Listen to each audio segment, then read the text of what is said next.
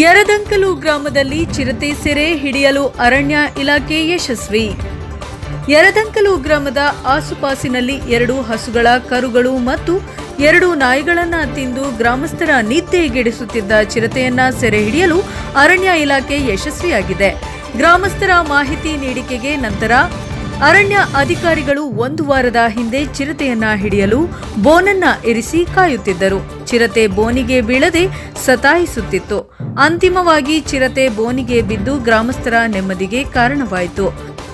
ಇನ್ನು ಚಿರತೆ ಸೆರೆ ಹಿಡಿಯುವ ಕಾರ್ಯದಲ್ಲಿ ಅರಣ್ಯ ಅಧಿಕಾರಿಗಳಾದ ಆಸಿಫ್ ಅಹ್ಮದ್, ಫಾರೆಸ್ಟರ್ ಮುನ್ನಾ, ಮನಾವರ್ ಬಾಷಾ ಮತ್ತು ಅಕ್ಷಯ್ ಕುಮಾರ್, ಯಲ್ಲಪ್ಪ ಮತ್ತು ಉಡೇವಾ, ಗ್ರಾಮ ಪಂಚಾಯಿತಿ ಅಧ್ಯಕ್ಷೆ ಭಾರತಿ ಸಿ, ರಾಜಪ್ಪ, ಸದಸ್ಯರಾದ ಟಿ ಶ್ರೀನಿವಾಸ್ ಮತ್ತು ವೈ ನಾಗರಾಜ್, ಸಿ ರಾಜಕುಮಾರ್ ಮುಂತಾದವರ ಶ್ರಮ ಪ್ರಮುಖವಾಗಿತ್ತು.